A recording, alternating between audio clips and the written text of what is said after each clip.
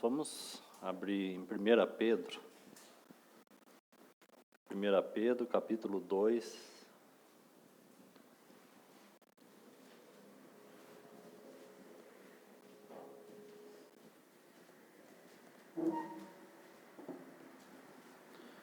Primeira Pedro, capítulo 2,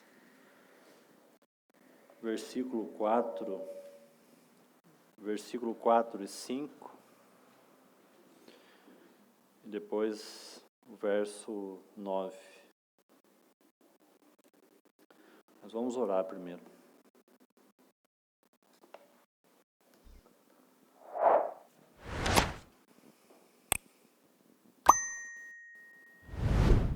Pai, obrigado por mais uma vez nos colocarmos diante da Tua Palavra.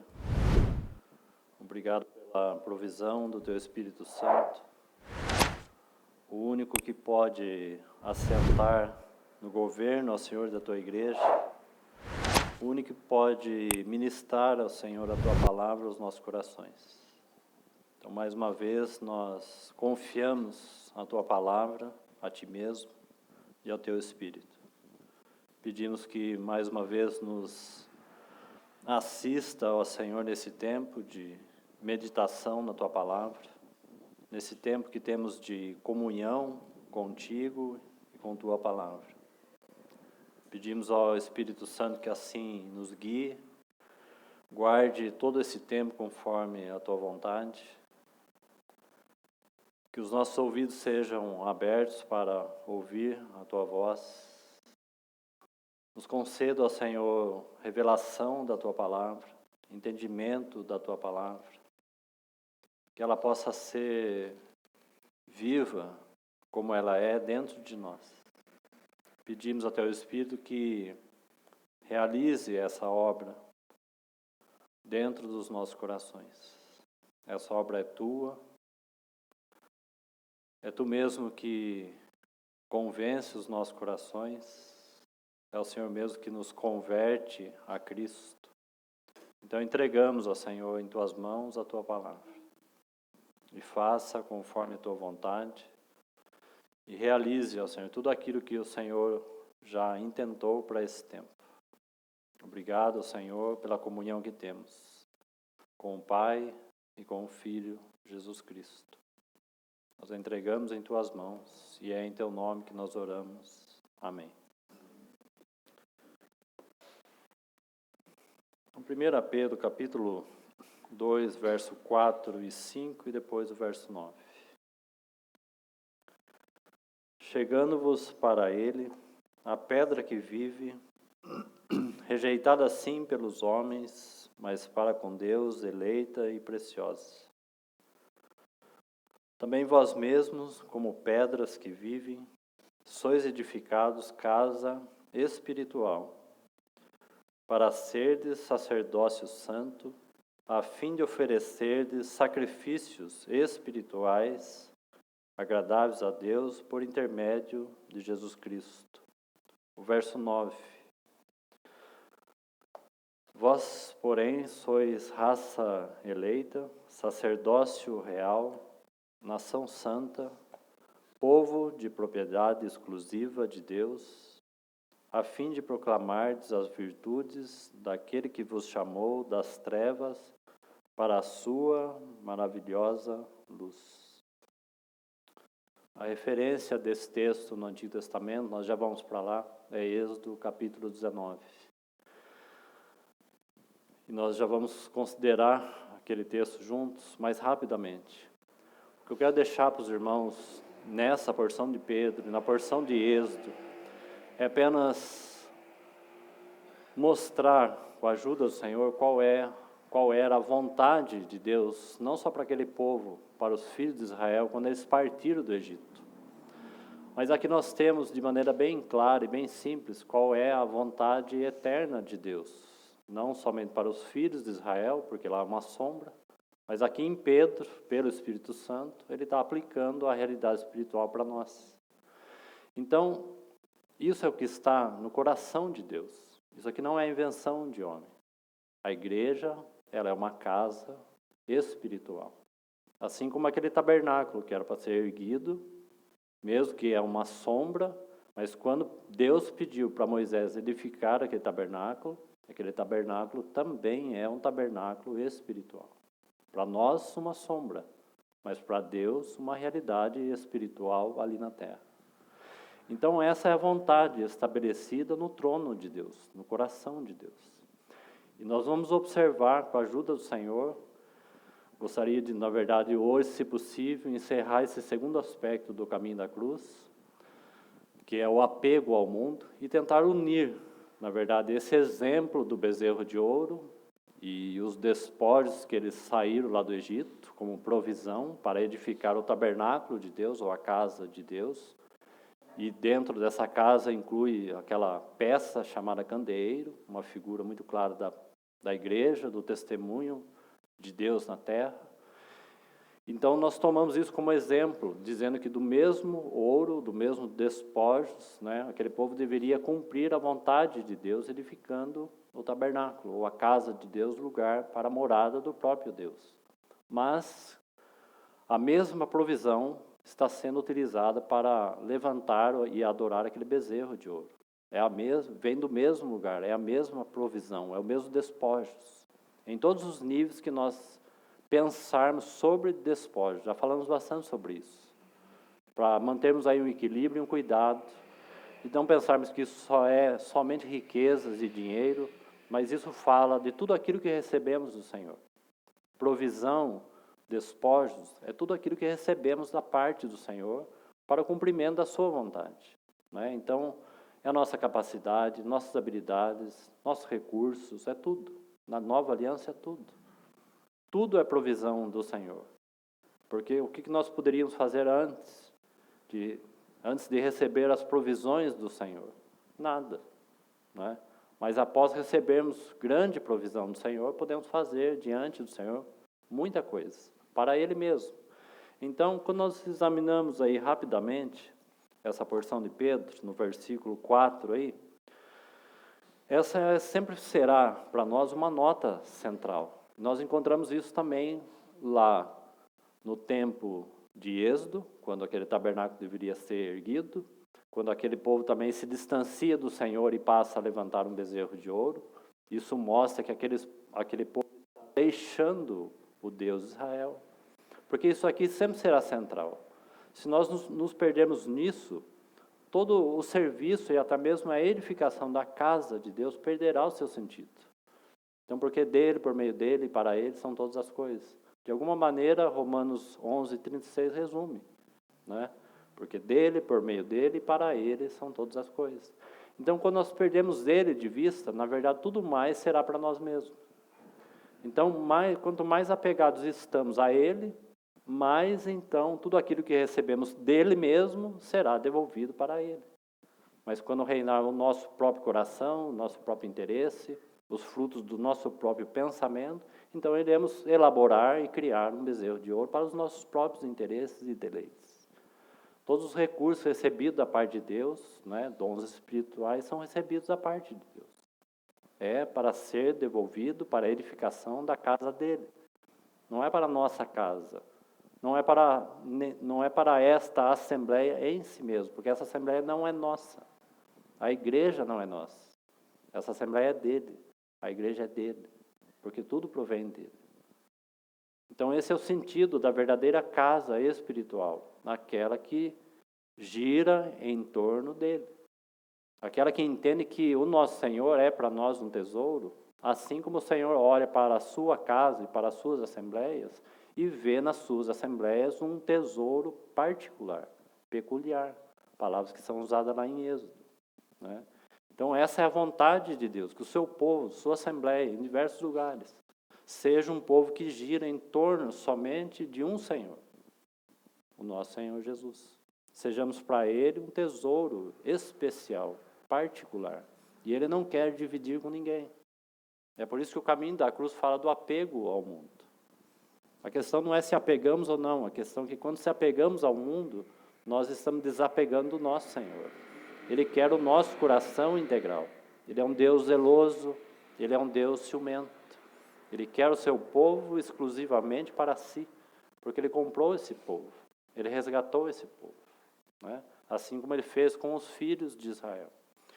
Então, chegando-vos para ele mesmo, o nosso Senhor, a pedra que vive, rejeitada assim pelos homens, mas para com Deus eleita e preciosa, aí é apenas um parênteses dentro do que Pedro está querendo falar, chegando-vos para ele. E aí você tem o verso 5, também vós mesmos como pedras que vivem. Então, qual é a vontade de Deus para os filhos de Israel, já que nós estamos olhando para eles, para aquele povo? Qual é a vontade de Deus para aquele povo? E qual é a vontade de Deus para nós? É a mesma. Então, o que o Senhor busca, o que o Senhor tinha no seu coração?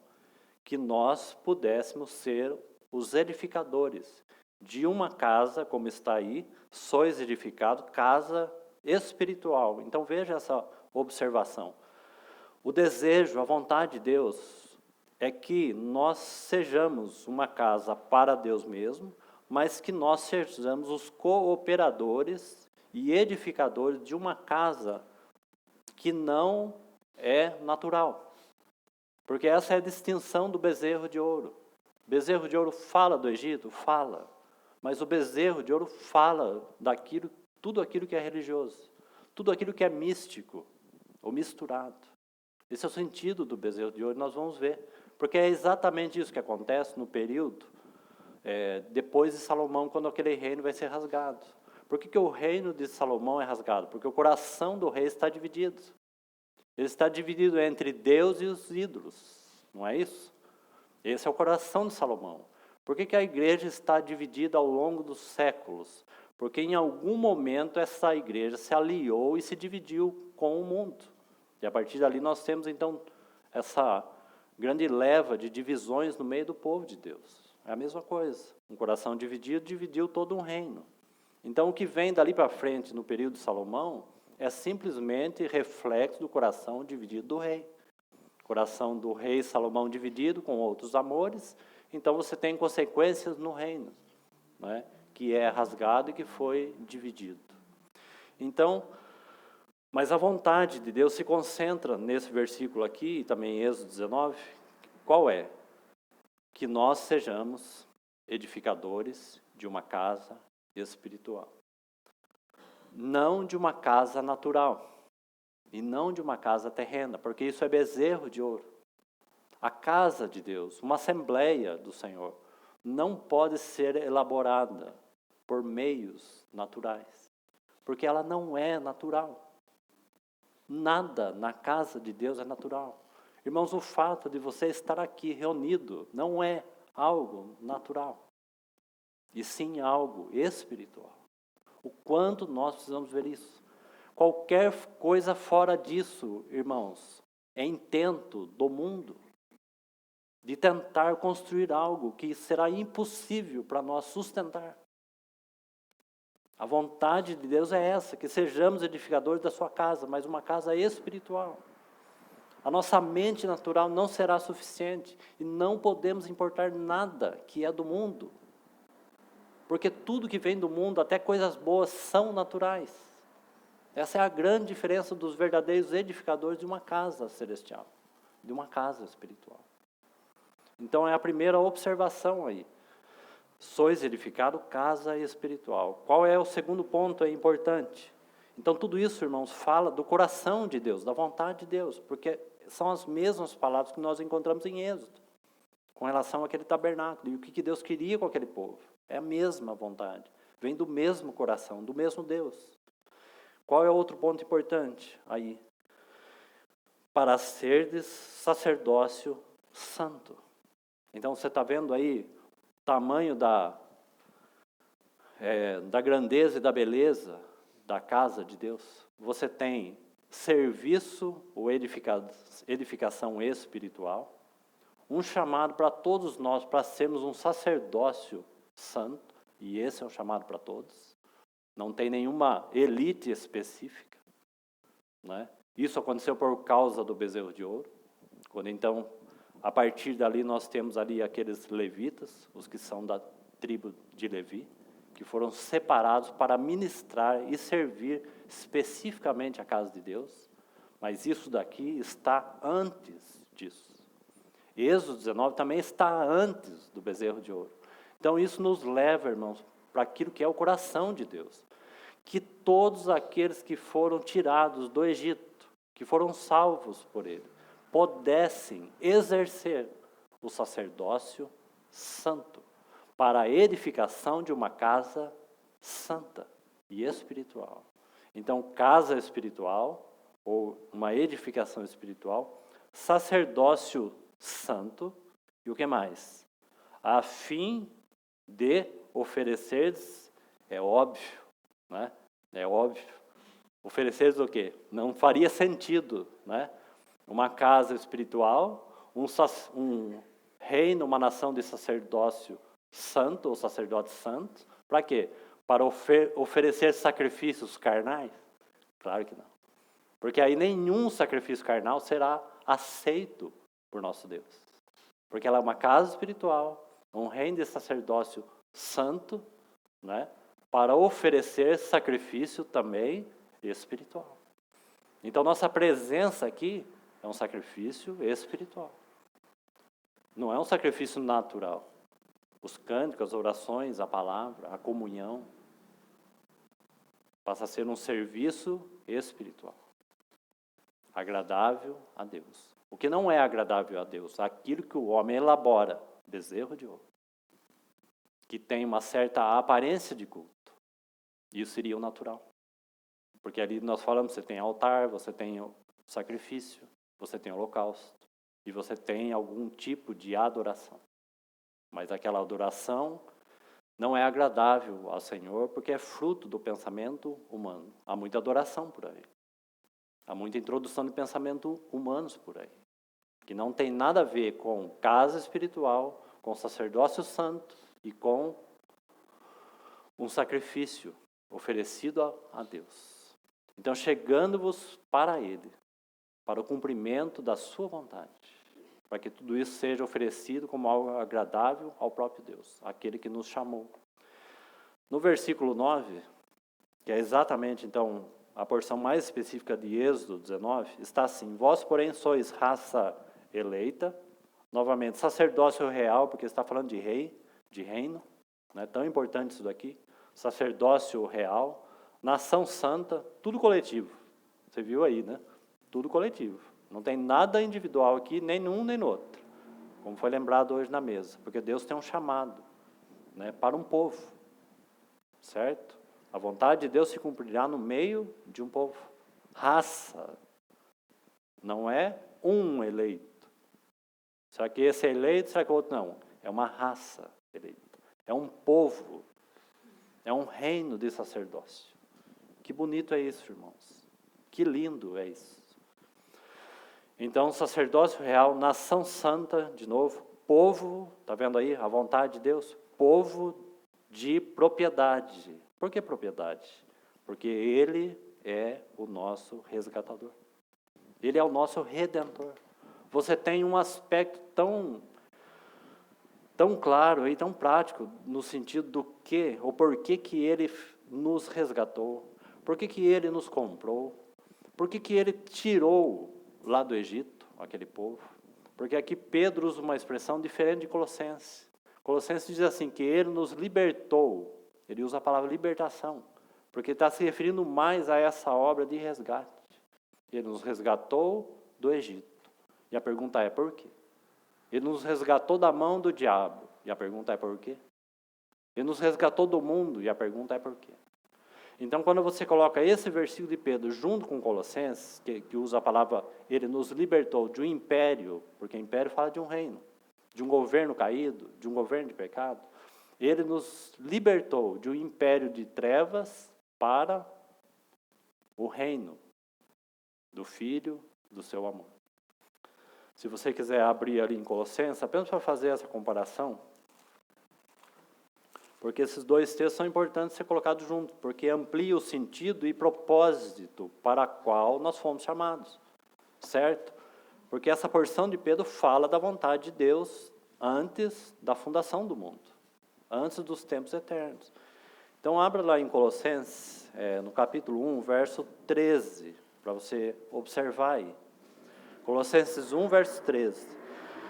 Então ele nos libertou do império, o império fala de um reino de trevas, não apenas de uma questão particular de cada um de pecado, ainda que isso é verdadeiro, mas aqui Paulo, colocando as palavras por meio do Espírito Santo, está dizendo que, na verdade, nós éramos presos a toda uma esfera pecaminosa, ou um governo chamado pecado, como você quiser chamar. Assim como aquele povo estava aprisionado ali sob o governo de Faraó no Egito. O Egito fala então desse império governado por Faraó, ou pelo diabo. Então ele nos libertou, é a palavra que Paulo usa aí, nos libertou do império das trevas e nos transportou para o reino do Filho do seu amor. Agora veja Pedro, as palavras que ele usa, que vai ampliar o propósito. E por quê? Por que que ele fez isso? Por que que ele libertou aquele povo? Por que que ele tirou do Egito? Nós já falamos, o versículo 4 e 5 já direcionou por quê. Ele tirou para que cada um de nós, para que esse povo vivesse para ele mesmo. E se concentrasse toda a atenção e devoção nele mesmo. Esse é o primeiro e supremo, na verdade, propósito de Deus. Né? No sentido de preeminência, seria isso. Né? Ele nos resgata para ele mesmo, para vivermos em torno dele mesmo. Isso aqui é essencial. Isso aqui vai nortear toda a nossa vida. Toda a exortação que você tem na palavra, a partir daqui, da parte de Deus, é uma preocupação só. Vocês viverem longe de mim. Afastado de mim. Porque será suficiente para nós entrarmos numa vida de corrupção. O que nos mantém uma vida de santificação é a presença do próprio Santo. Consagração é isso. Né? Andar com aquele que é sagrado. O dia que você deixar de andar com aquele que é sagrado, você pode fazer qualquer coisa na sua carne e achar que é consagração, mas não tem nada a ver com consagração. Consagração é aquele que anda mais próximo do sagrado. Isso é consagração, entrega. Quanto mais nos entregamos a Ele, mais consagrados somos. Né? Então Pedro usa as palavras aí um pouquinho diferente. Então, seguindo o verso 9, né? Nação santa, povo de propriedade exclusiva de Deus, particular, dele, zeloso. É por isso que ele não reparte seu povo com ninguém. É por isso que ele é um Deus ciumento. É por isso que nós estamos falando do caminho da cruz e o apego ao mundo. Né? Então, e ele tem direito sobre nós, porque se ele é o resgatador, se ele nos comprou, se ele pagou um alto preço, então ele tem direito sobre nossas vidas. Né? Como ele é um Deus generoso e gentil, ele sempre está fazendo convite. Ele não exerce esse peso sobre nós. Ainda que ele tem todo o direito de cobrar o que quiser de nós. Né? Ainda que nós venhamos ficar totalmente desconfortáveis com cobrança cristã, Deus tem direito sobre os seus filhos, porque Ele é o resgatador. O preço mais alto foi pago por Ele, não foi? Ele enviou seu Filho. Mas graças a Deus que Ele é um Deus gentil. E Ele espera resposta dos filhos de Deus em plena liberdade e amor a Ele. Mas que Ele tem direito de fazer o que quiser dos filhos de Deus, Ele tem. Mas Ele não faz, porque Ele é um Deus gracioso e gentil. Mas Ele espera que todos nós venhamos nos apegar a Ele. E de alguma maneira professar aquilo que aquele escravo lá em Êxodo vai professar em Êxodo 21. Aquele escravo que se rende ao seu mesmo Senhor, que depois de 6 anos ganhou liberdade para viver a sua vida, mas ele não sabe mais viver a sua vida, então o que ele faz? Eu prefiro retornar para o meu Senhor e ser escravo dele em amor. O que mudou é que ele vai ser um escravo agora em amor, em plena liberdade ao Senhor. Né? Ele já era escravo, se tornou livre e voltou a ser escravo, por amor.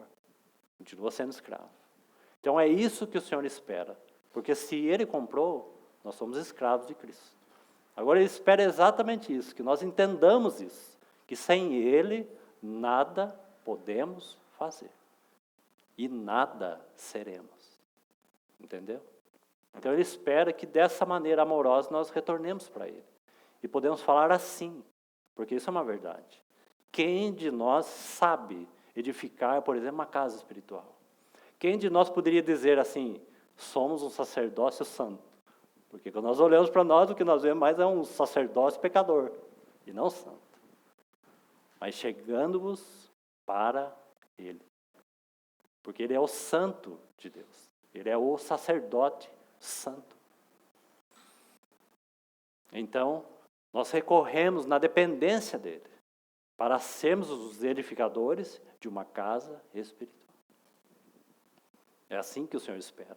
É assim que Ele vai edificar a sua casa. Então, seguindo aí, um povo de propriedade exclusiva de Deus, a fim de proclamar as virtudes, agora veja a expressão um pouquinho diferente, que só vai complementar o sentido, daquele que vos chamou. Então, a palavra diferente aí qual é? Chamou. A palavra lá de Colossenses é o quê? Libertou.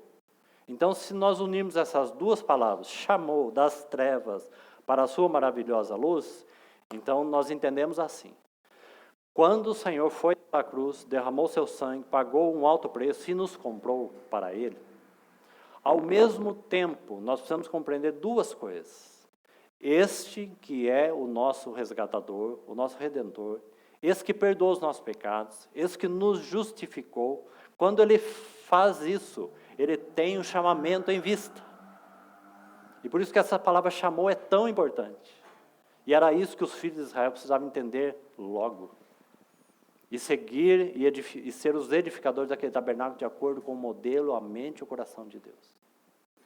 Precisamos entender que quando Ele nos salvou, o próprio Deus tem um propósito e tem um chamamento em vista. Ele nos resgata com um chamamento. Então não só Ele perdoa os nossos pecados. Quando Ele faz isso, Ele está falando, eu estou chamando vocês para algo. Então Ele nos chamou de um império de trevas para o reino do Filho do seu amor ou para a sua maravilhosa luz. Então, nessa obra de Cristo você tem uma obra de redenção e junto dela nós precisamos ver o chamamento. Ele nos chama para ser os seus edificadores de uma casa espiritual, para sermos um reino de sacerdócio, para oferecer a Ele mesmo um sacrifício espiritual. Sacrifício de louvor é fruto de lábios que confessam o seu nome. Hebreus 13 vai dizer. Então, está vendo aí a obra redentora e o chamamento? E é exatamente isso que os filhos de Israel precisavam perceber. E jamais poderiam perder isso de vista. Olhar para a obra, mas entender o propósito e vocação da parte de Deus. Então fica aí essa porção e essa consideração. Agora vamos para Êxodo, então, verso 19.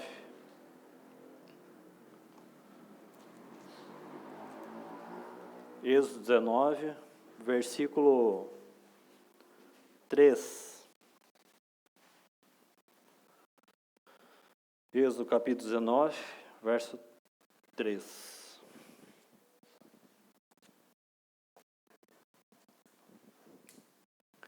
Subiu Moisés a Deus. Então observe algumas palavras que ela nos remete àquele versículo 4 de 1 Pedro. Chegando-vos para Ele, porque isso é central. Certo? Então veja, subiu Moisés a Deus. É a primeira observação com relação ao próprio Moisés que está para subir ao monte. Ele ainda não subiu, ele vai subir. Isso aqui está antes, né, de Moisés subir ao monte. Eles estão parados ali no deserto Sinai, no verso 1, como está descrito aí. Está vendo aí? Tendo partido, verso 2, tendo partido de Refidim, vieram ao deserto de Sinai, no qual se acamparam ali, pois se acampou Israel em frente ao monte, se referindo ao monte Sinai. Subiu Moisés a Deus. Está vendo? Por que essas notas são tão importantes? Porque, irmãos, antes de Moisés subir para lá, para receber as tábuas, ou as leis, ou as prescrições de Deus para o povo, Deus chama Moisés para Ele mesmo. Primeira coisa que Moisés fez quando ele sobe ao monte, vai lá no capítulo 24. Êxodo capítulo 24, verso 12. Está assim, ó. Então disse o Senhor a Moisés, sobe a mim. Não é sobe para receber algo de mim. Isso ele recebeu.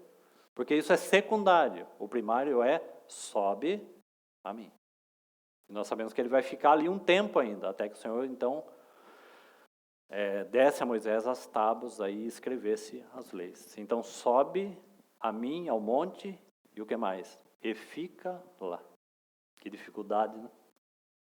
Que dificuldade é essa?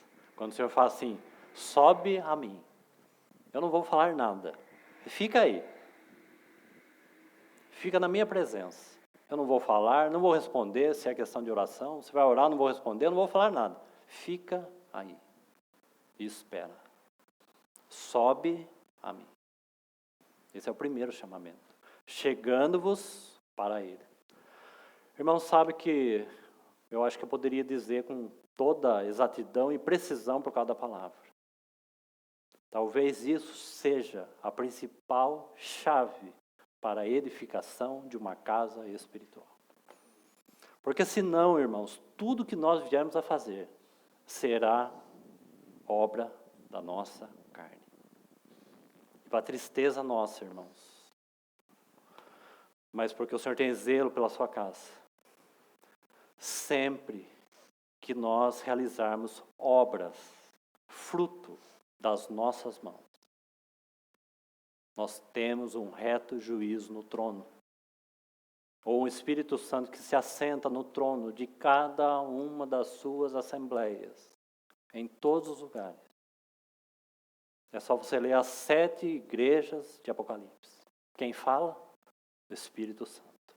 Porque ele tem sim um trono em cada uma das suas assembleias. E ele não permite, porque ele é o juiz, obra carnal. Por quê? Porque, irmãos, somos chamados para uma casa espiritual. Não há lugar para a obra das nossas mãos. E graças a Deus, porque Ele é um reto juiz assentado no trono, para julgar as obras carnais que não servem para nada. Elas são inúteis para Deus. Como nós falamos, em questão de estrutura, nada muda. Que diferença tem dessa sala e de outros lugares? Nenhum. Estou aqui na frente, tem um púlpito, vocês estão sentados aí. Não é isso que determina. Mas com toda certeza o que determina é isso. Sobe a mim e fica aí. Me permite usar uma palavra? Até a segunda ordem. E quem sabe seja essa segunda ordem serviço. Porque aí sim, nós entenderemos qual é a vontade de Deus para edificação. Porque, irmãos, o Espírito Santo, Deus não poupou Nadab e Abiú, filhos direto, legítimo de Arão, porque ofereceram fogo estranho na casa espiritual de Deus. Essa é uma realidade, queridos irmãos. Por outro lado, quando nós compreendemos isso, quando nós temos essa paciência e entender que o Senhor nos chama para Ele, sobe a mim e fica aí. Nós podemos provar daquilo que aconteceu com o tabernáculo, da sua presença, da sua glória, do seu governo. O irmão está começando a compartilhar sobre isso. Então aqui você tem princípio para o governo de Deus. Quanto mais isso acontece, mais deleite temos da sua presença.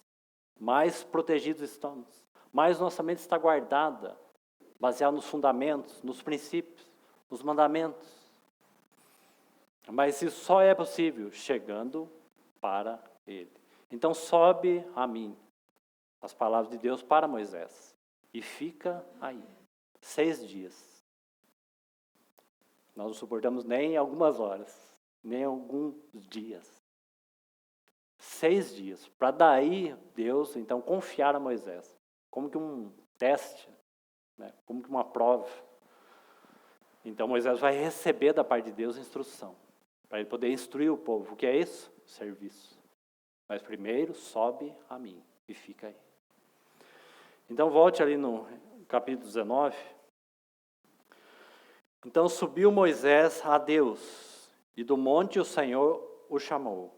E lhe disse: assim falarás à casa de Jacó e anunciarás aos filhos de Israel. Verso 4. Tendo visto o que fiz aos egípcios, está vendo como o Senhor a todo tempo traz lembrança disso daqui, irmãos.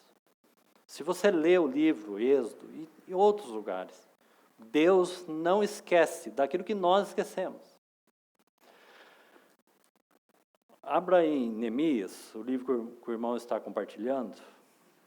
Ele está falando sobre governo, ele vai seguir falando sobre governo. Abra lá no livro de Neemias, os irmãos entenderem o valor disso. No capítulo 1 de Neemias, porque isso estabelece o princípio para a edificação dos próprios muros. E o principal sentido, não é? Porque aquele povo aqui, quando eles estão elaborando o bezerro de ouro, tem algo que eles corrompem. O Senhor fala a Moisés que tão logo, ou tão cedo esse povo se corrompeu. Sabe o que significa quando Deus está falando isso? Avisando Moisés que tão cedo esse povo se corrompeu. Sabe o que significa aquela palavra corrompeu? Qual é a ideia? Se a gente puder ler ali de novo, se der tempo. A ideia é, não é a prática do que ele estava fazendo. Não era o festejo, aquilo é consequência. Aquela orgia, como nós falamos. Né? Aquele povo passou a comer, a beber e a se divertir diante do bezerro de ouro. A ideia é que ali é uma festa, uma orgia, que sugere que tinha até homens e mulheres talvez sem roupa. Mas isso é consequência. Tão cedo esse povo se corrompeu. Sabe qual é a ideia? Tão cedo esse povo adulterou a minha lei. Porque isso é tão importante, queridos irmãos. O Senhor está dando os princípios lá no monte para Moisés. Tudo mais foi consequência. Tão cedo esse povo corrompeu as minhas leis, os meus estatutos. Paulo vai dizer assim que muitos andam adulterando a palavra de Deus por causa dos seus próprios benefícios e interesses. E não é isso que eles fazem? Eles não elaboram algo segundo a sua própria mente e os corações caídos? Então eles corrompem o quê? A lei divina de Deus. Porque o que você tem ali? Que toca diretamente a lei inspirada por Deus? Por que corromperam as leis espirituais de Deus? Por quê? Altar. Existe lei espiritual para o altar. Não é? Existe lei espiritual da parte de Deus lá para o holocausto. Havia lei sagrada e santa para o dia da festa do Senhor, que foi o dia que eles levantam aquele bezerro. E vão dizer que aquilo é adoração a Deus. Então o mundo aquele povo está encharcado do mundo, quebrando e corrompendo e adulterando a palavra de Deus para os seus próprios deleites. É isso que está acontecendo. Quebrando o princípio do altar, quebrando o princípio da oferta, do holocausto, do sacrifício. Tudo isso eles estão quebrando ali. Então, tão logo esse povo corrompeu as minhas leis. E por isso que eles estão praticando isso. A nossa segurança sempre será o nosso Senhor, sim, sempre será a fidelidade nossa para com a palavra de Deus. Talvez aí nós temos duas coisas já principais. A presença do próprio Senhor, chegando-vos para Ele, sobe a mim e fica aí. E o que mais? O que você tem no Monte Sinai? A palavra de Deus. Então, como nós podemos edificar uma casa espiritual? Acho que nós já temos duas grandes respostas. Sobe a mim e fica aí. E aguarda as minhas palavras para a edificação de uma casa espiritual. Para que vocês reinem como sacerdócio santo. E edifique para mim mesmo. Porque a casa é dele. O tabernáculo não é de Moisés e nem do povo. Né? Então, Neemias capítulo 1, observe aí o verso, vamos ler finalzinho do verso 6 para ganharmos tempo. Neemias capítulo 1, finalzinho do verso 6. Está assim: e faço confissão pelos pecados dos filhos de Israel, porque Neemias está confessando o pecado do povo, junto com o povo. E faço confissão pelos pecados dos filhos de Israel, que temos cometido contra ti. Então observe, irmãos, qual seria o pecado? Porque se você olhar pelos pecados que esse povo estava cometendo, são muitos. É que nem quando você olha no período É quase uma tarefa impossível. Quando você olha no período de Jeroboão e Reoboão, fala assim, liste para mim o pecado desse povo. É uma tarefa tremendamente difícil. Mas você vai descobrir uma central. E ela está aqui. E ela estava lá também quando Deus então falou, tão cedo esse povo se corrompeu. Porque não é assim, acabado de receber as instruções de Moisés. Êxodo 25. Êxodo 32 você tem a corrupção. Certo? Então, Neemias fazendo confissão junto com o povo, né? Temos cometido contra ti, pois eu e a casa de meu pai temos pecado. Certo? Agora ele vai dizer assim. Temos procedido de todo, olha essa palavra aí novamente, corruptamente. Aí você vai pensar nessa palavra de novo. O que é corrupção visto aos olhos de Deus? Pense nisso. Eu penso que o irmão, partilhando sobre a mesa, deu uma chave. Aí. Porque se corrupção aos olhos de Deus se trata somente de uma vida pecaminosa, então o próprio Deus estaria anulando a obra de Cristo, do seu Filho. Então não pode ser. Certo? Porque dos seus pecados jamais me lembrarei. Ele derramou o seu sangue. É dito que ele nos vê através do sangue de Cristo de que maneira? Limpos, brancos, purificados. Não é? Então onde está a corrupção? Então Deus estaria olhando para nós sem olhar para o Filho? Sem olhar para a obra de Cristo? Não, Deus não faz isso. Se ele fizesse isso, sabe o que aconteceria com nós? Todos nós estaríamos mortos e condenados. Então ele não faz isso. Deus olha para a minha vida, Deus olha para as suas assembleias, por meio do sacrifício e do sangue derramado de Cristo. Sempre ele vai olhar assim. Porque, irmãos, senão nenhuma das suas assembleias permaneceria de pé até os dias de hoje como testemunho.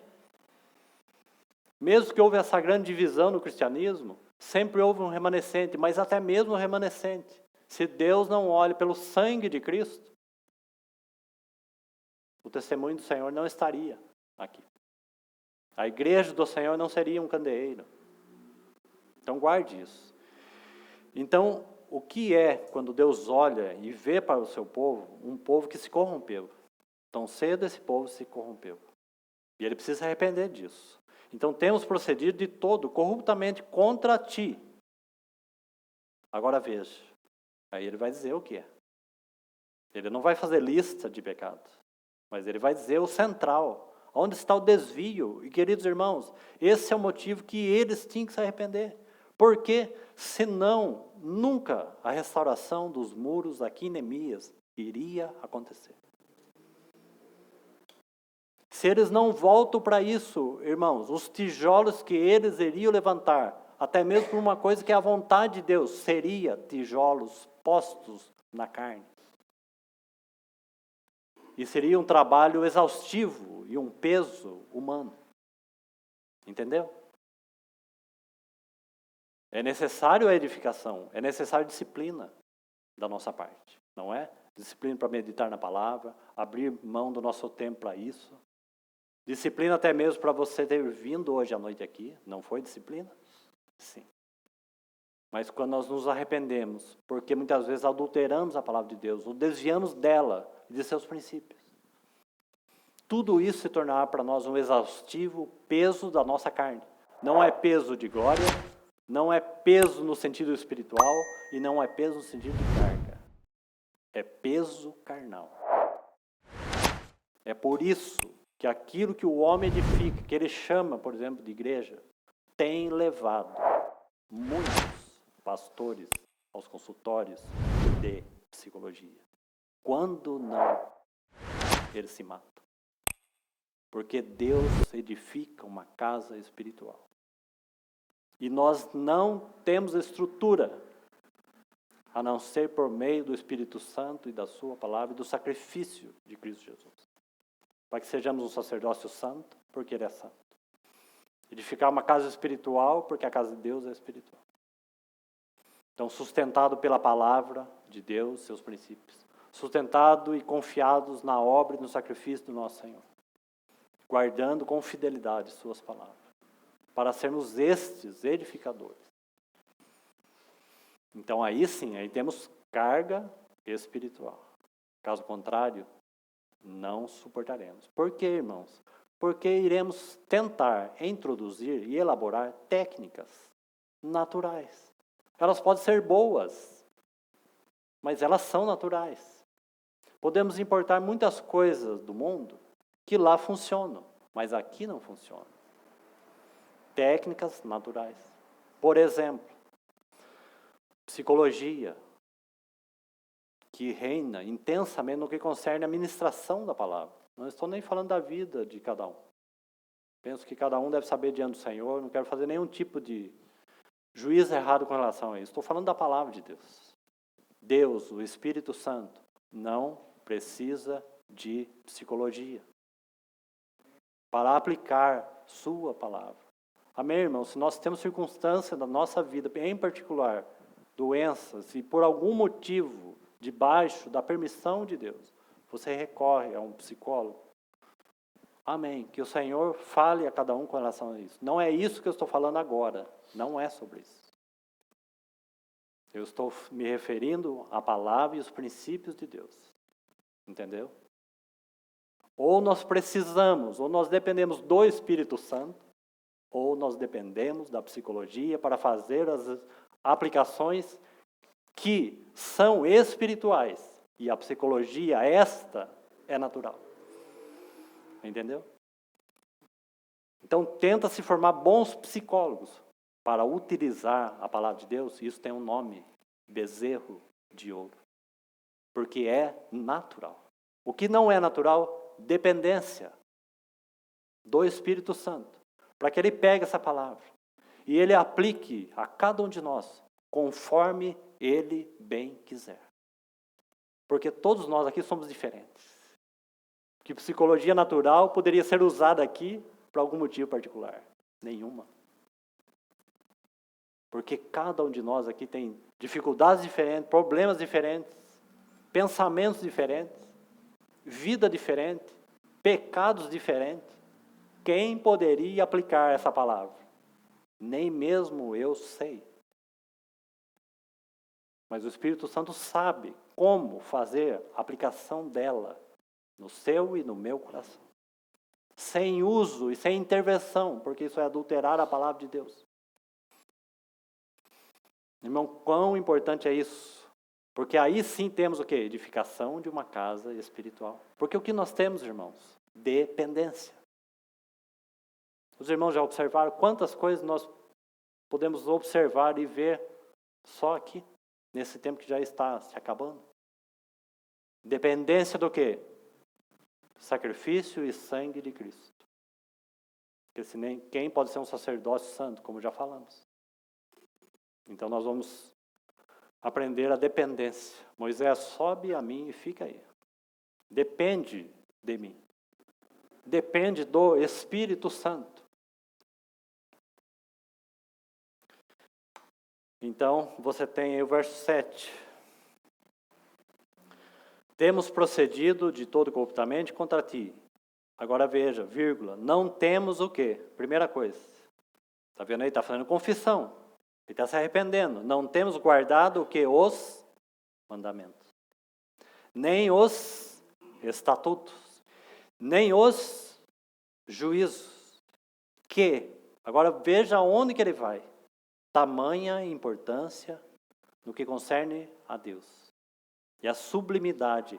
Irmãos, e o quanto Deus considerou a importância daquele Monte Sinai.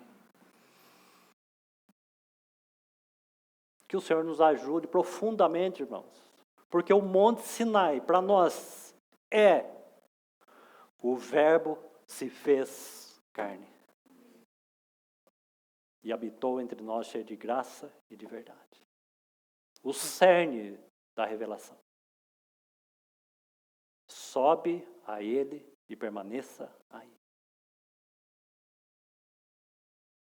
O Verbo encarnado é o sentido espiritual do Monte Sinai. Como já falamos, porque quem escreve aquelas tábuas? O dedo de Deus. As mesmas mãos com aqueles dedos que escreveram na parede do rei Nabucodonosor, lá na Babilônia. e que ninguém sabia o que estava escrito, senão por meio de revelação. Monte Sinai. É isso. Então veja onde ele vai, pela importância, irmãos. Se aquele povo, tivesse guardado as instruções de Moisés, nunca eles levantariam um bezerro de ouro. Bezerro de ouro é fruto daqueles corações e dos seus pensamentos. Isso fala então desse ambiente religioso que é construído pelas mãos humanas. Acabamos de citar uma delas, psicologia. Filosofia, humanismo, que permeia o povo de Deus. A própria palavra já diz humanismo. Não tem, é uma casa espiritual, não tem nada de humano. Nós somos sacerdócio santo, nós somos um povo celestial, nós não temos nada a ver com essa humanidade pregada aí. Esse amor humano. Somos um sacerdócio santo, de uma casa espiritual. E o que reina é o amor derramado pelo Espírito Santo. Não é o nosso sentimento, não é a nossa falsa compaixão, que é o terceiro aspecto do caminho da cruz. Nossos sentimentos, nosso amor, precisa estar, irmãos, fundamentado e guardados na palavra de Deus. Se é algo que nós temos que nos arrepender, é esse. Porque quando isso começar a acontecer em nossos dias, irmãos, não tenha dúvida que um muro começará a ser levantado. E a igreja poderá exercer seu poder que perdeu, sua autoridade, o testemunho, porque ela perdeu, porque não tem muro. Nos dias de Jeroboão, 2 bezerros de ouro são levantados. E o que Jeroboão fala com relação à sua preocupação com relação a Roboão? Se esse povo, os de Judá, a tribo de Judá, falando de Roboão, que ficou com a tribo de Judá, se eles se voltarem para Jerusalém, Roboão fala, é o nosso fim. Porque eles vão se voltar ao Senhor. E se eles se voltar ao Senhor, esse povo será um povo fortificado. Entendeu? Aí o que ele faz, fica aqui. Então vamos fazer 2 bezerros de ouro. Vamos espalhar aqui. Eu vou chamar alguns sacerdotes fora da tribo de Levi. E eles vão ministrar a vocês. Agora você já imagina o que eles vão ministrar. 2 bezerros de ouro. Um em Dan e um em Betel. E vou também convocar alguns sacerdotes fora da tribo e da linhagem de Levi. E eles vão ensinar a vocês. E nós sabemos que aquele povo foi levado a caminho dos pecados de Jeroboão. E nessa porção, em 1 Reis 12, é dito que e o Senhor desagradou deste pecado. Porque deveria recorrer aos princípios da palavra de Deus. Mas é claro, você tem um reino corrompido. Mas ele sabia. Porque o profeta Aías falou a Jeroboão sobre isso. Sobre guardar também a palavra e os estatutos. Mesmo ele sendo um servo e não o filho legítimo de Salomão. Mas a profecia veio a ele. E o que o profeta vai falar? Fala assim, Salomão, o reino de Salomão está sendo dividido porque ele não guardou a minha aliança, os meus mandamentos e levantou ídolos para as suas mulheres. Quem ouviu essas palavras do profeta, primeiramente? Jeroboão.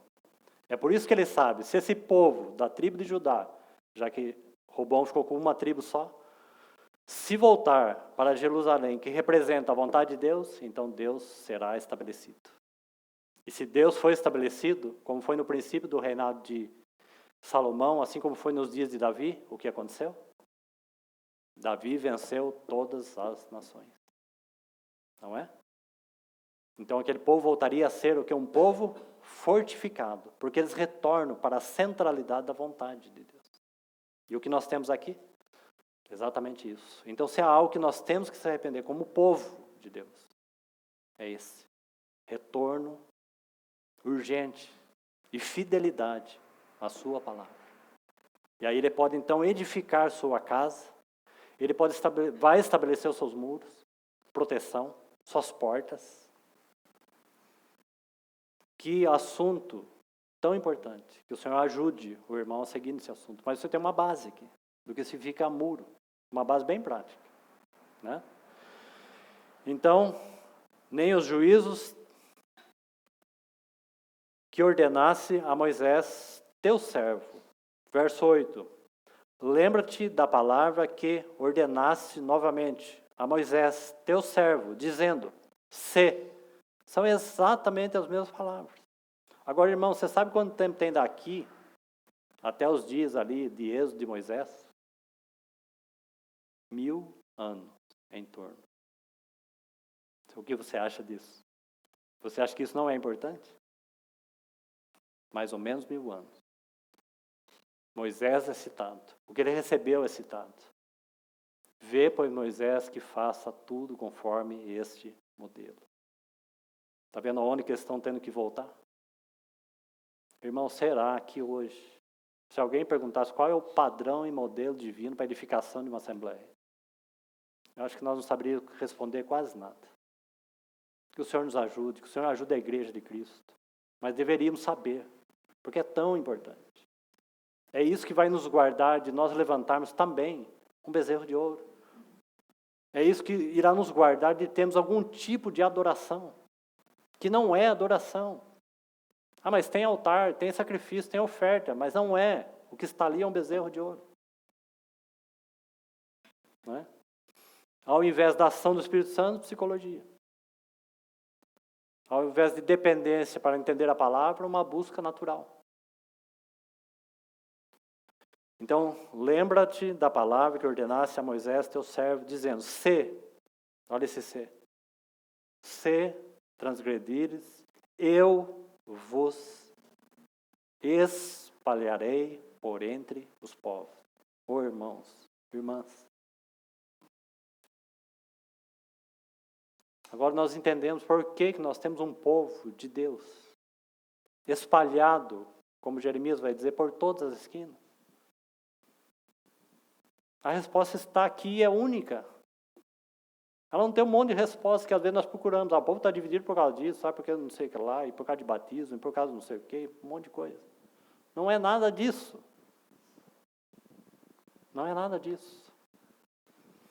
Então, se esse povo não se voltar a isso, e esse eu, irmãos, esse eu é o eu de Deus.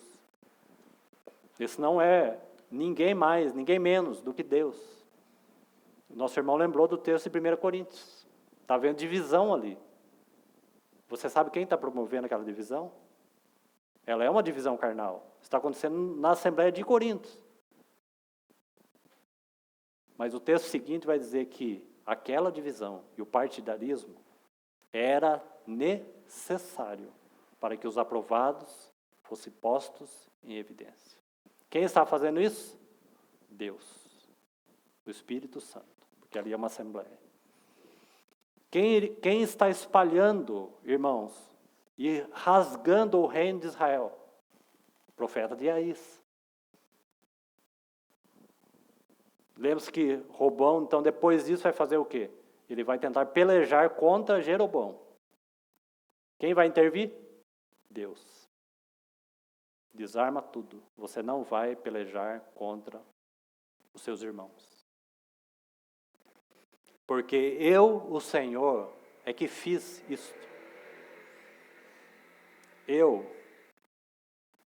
Deus espalhou. Porque esse povo não se voltou à palavra de Deus. Entende, irmãos? Nós lembramos aqui Romanos capítulo 1. O povo não rendeu glória a Deus. Não glorificou a Deus, aliás, não rendeu graça a Deus, se tornaram nulos em seus pensamentos, caíram na loucura e na loucura do pecado. Mudaram a glória de Deus incorruptível, em semelhança de homem corruptível. Aí o que o capítulo continua? Ele vai dizer, e por isso, Deus entregou tais homens. Por quê? Porque não deram glória, não renderam graças. ficar obscurecido nos seus pensamentos. Leia 2 Reis 17. Porque é exatamente isso que aconteceu depois de tantas vezes o Senhor chamar aquele povo para guardar isso aqui. O Senhor não faz assim, corrige isso, muda aquilo, larga desse pecado, para com esse outro. É por isso que vida cristã não é uma regra de coisa para ser cumprida. Mas é assim uma palavra diante de nós para ser conhecida. E princípios para ser seguido. E não lista de coisas. Porque você não vai encontrar Deus pedindo lista de coisas. Em quase todos os lugares, irmãos. O que você encontra, retorna à minha palavra. Guarda os meus mandamentos, se achegue a mim. Porque isso é cerne de tudo. E tudo mais será posto em ordem, em harmonia. Que o Senhor nos ajude, queridos irmãos, que o nosso tempo já acabou. Então, eu vos espalharei por entre os povos. Olha o verso 9. Mas se vos converterdes, olha de novo, irmãos. Se vos converterdes a quem? A mim. E o segundo lugar, e guardardes. Está vendo aí? Os meus mandamentos. Porque são as duas coisas que você tem aonde? No Monte Sinai. Sobe a mim. Em 1 Pedro, chegando-vos para ele. Permaneçamos aí e guardamos a sua palavra. Porque o conjunto dessas duas coisas, verbo encarnado e guardar os seus mandamentos, sabe o que acontece conosco? Revelação. E revelação é a única coisa capaz de mudar nossas vidas. Somente entendimento não mudará. Trará entendimento aqui. Pessoa e a palavra. Nós temos revelação, porque revelação fala de mudança, de vida, de manifestação. O verbo se fez carne e habitou, ou manifestou entre nós. Devemos nos chegar a Ele, porque Ele já nos chegou a nós, a Ele e a sua palavra. Mas se vos converterdes a mim, porque a ideia de conversão aqui, porque eles estão desviados. Altar já existe, como nosso irmão lembrou. O que não tem aqui é governo, muro. Então a conversão aqui não está falando de conversão, essa que nós estamos acostumados a pensar. Aqui nós estamos falando de um povo que falta edificar os muros e se aprumar nos caminhos de Deus. Guardares os meus mandamentos e os cumprirdes. Então, veja, que obra preciosa, que obra de amor, que graça, que misericórdia. É como que o Senhor fala assim, eu não estou mais preocupado com pecado nenhum de vocês. Eu quero só que vocês retornem a mim e a minha palavra. E aí, mesmo que vocês estejam espalhados, ele vai dizer assim, então ainda que vossos rejeitados estejam pelas extremas do céu, de lá os ajuntarei e os trarei para um lugar que eu tenho escolhido. Irmãos, que linda passagem. E que linda harmonia com aquilo que está acontecendo em Êxodo, certo? Então aí está assim, ajuntarei e os trarei para o lugar que tenho escolhido, para ali fazer, habitar, o quê? O meu nome. Sabe por quê? Sabe o que Êxodo vai dizer? Volte lá rapidamente, nós já vamos concluir. Porque Êxodo vai dizer assim, volte lá no 19, e a gente vai ler uma outra porção e vamos concluir. Deus vai dizer assim, porque toda a terra é minha. São os meus tesouros. Você lembra lá de Êxodo 25, a primeira coisa que foi pedido? São os despojos que eles saíram lá do Egito. E o Senhor fala assim, traga a minha oferta. Sabe por quê? Porque a oferta não é sua. A oferta nem mesmo é desta assembleia. Traga a minha oferta. Falando dos despojos, oferta ali é tudo. E é também valores. Porque os valores, os dons, nossa capacidade tem um endereço. É dele. Traga a minha oferta. Penso que de uma maneira muito gentil, o resgatador, o que comprou, ele está falando assim, traga com a gentileza dele, né? Traga o que é meu. Eu comprei vocês, você não tem mais nada, porque toda a terra é minha. E quando tudo se consumar, vocês fazem um favor, junto com Cristo, de devolver tudo para mim, Deus o Pai, porque tudo é meu. Então, vamos ler rapidamente, que avançamos um pouco aí. Nós paramos lá em Êxodo 19, verso 4. Então, tendo visto o que fiz aos egípcios, como vos levei sobre asa de águia, está falando da libertação, e vos cheguei novamente a mim. Agora veja as palavras, semelhantes a Neemias, já que daqui até Neemias você tem 1000 anos pelo menos. Agora, pois, se diligentemente ouvirdes a minha voz e guardardes a minha aliança, está vendo quanto minha? Está vendo aí, está observando isso? Para que vos cheguei, o finalzinho do verso 4, e vos cheguei a mim. Agora, pois, se diligentes ouvirdes a minha voz e guardardes a minha aliança, certo? Então sereis minha. Está vendo? Não é uma questão nossa. Não é para reivindicarmos, não, Senhor, nós somos o teu povo particular. Não, meu povo, povo dele. Então, minha propriedade, está vendo aí o Senhor com a gentileza reivindicando os seus direitos por aquele que ele comprou? Eu comprei, então vocês são minha propriedade. Minha propriedade. Peculiar ou particular. Dentre os povos, agora veja, porque toda a terra é minha. E vós sereis, então, que privilégio. Que graça, irmãos. Vós novamente, certo? Vós me sereis reino de sacerdotes e nação santa. São essas as palavras que falarás aos filhos de Israel. Um outro capítulo, nós vamos terminar um pouco à frente aí. O 25. Aliás, vamos deixar o 25. Abra lá no capítulo 29. O 25 nós já consideramos, não vamos considerar novamente. Capítulo 29, verso 43. E para fecharmos aqui, os irmãos verem a beleza disso. Então, junto com a libertação, temos um chamamento.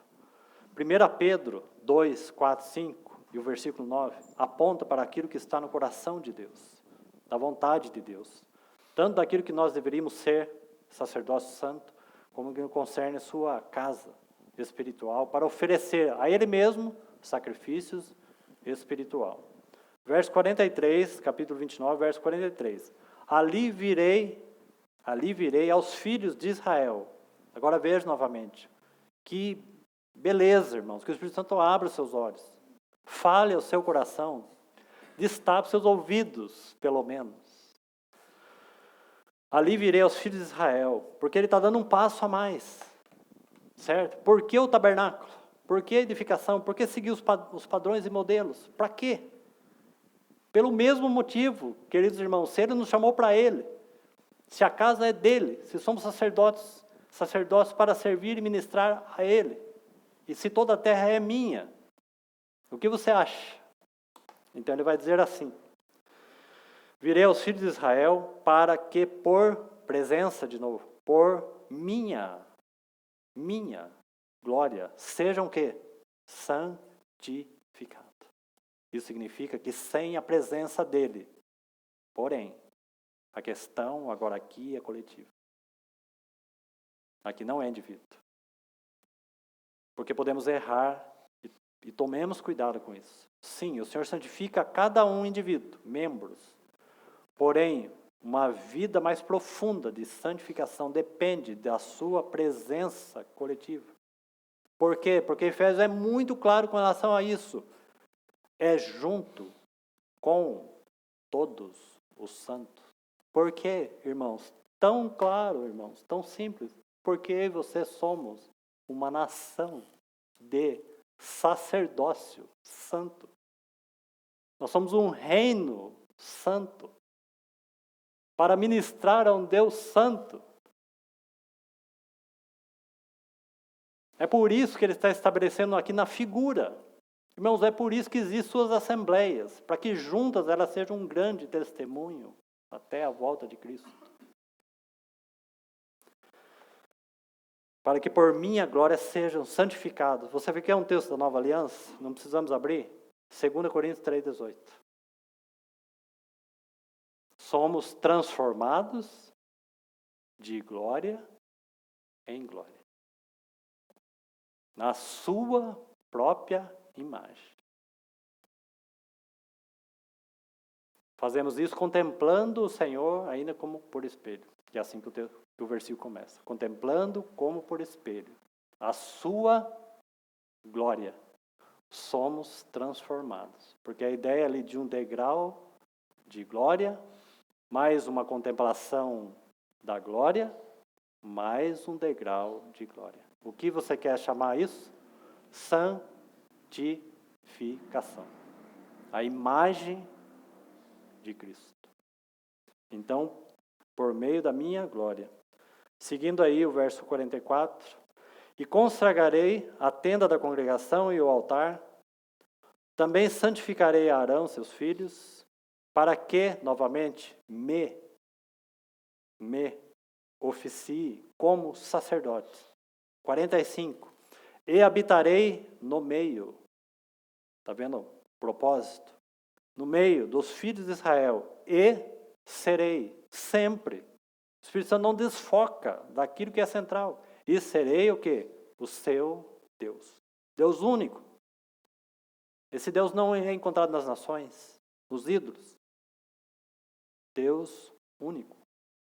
O que mais? 46 e concluindo. E saberão, porque está falando de um candeeiro, de um testemunho. E saberão que eu sou o Senhor. Isso aqui não é um peso de testemunha? Que nos falta, às vezes, em nossos dias? E saberão que eu sou o Senhor, seu Deus. Novamente, olha para onde que ele vai? Que os tirou da terra do Egito. Para quê? Propósito? Para habitar no meio deles. Eu sou o Senhor, seu Deus. Se você quiser usar uma linguagem para nós, na Nova Aliança, sabe por que ele está edificando a sua igreja? Para colocar ali o seu santo nome. Para que a igreja não levante nunca, jamais, em nenhuma assembleia, nenhum outro nome. Entendeu? É a mesma ideia. Deus faz tudo isso para pôr ali o seu único nome. Porque, irmãos, não é você falar, nós reunimos no nome do Senhor. Precisamos entender espiritualmente o que isso significa. Para Deus colocar ali o seu único nome e santo. E todos os outros nomes são postos abaixo. Que o Senhor nos ajude e fale aos nossos corações. Vamos orar. Pai, obrigado pela tua bondade e pela tua misericórdia. Clamamos ao Senhor, ao teu Espírito, que abra os nossos olhos, para que nos dê um espírito de contemplação da tua presença, da tua face. Porque tudo mais será ajustado de acordo com a tua presença. Dá olhos, Senhor, para vermos a tua palavra espiritual, teus princípios, ó Senhor. Mostra com clareza o princípio da encarnação do Verbo. Te pedimos, ó Espírito Santo, porque só tu pode fazer essas coisas. Abre a tua palavra, inculca, ó Senhor, na nossa mente e coloca dentro do nosso espírito, nos nossos corações. Ganha-nos, ó Senhor, com tua presença, com a tua glória. E levanta nesses dias e no nosso meio o teu único nome vitorioso. Estabelece pela tua palavra os teus muros, o teu governo. Edifica, ó Senhor, essa casa espiritual para ti mesmo. Cumpra através do sacerdócio santo para que possamos oferecer a Ti culto e sacrifício santo e agradável a Ti mesmo. Te bendizemos, ó Senhor, pela Tua paciência e misericórdia e graça. Continue ministrando, ó Senhor, aos nossos corações. Fala conosco. Nós te suplicamos, ó Senhor, e oramos em nome do nosso Senhor Jesus. Amém.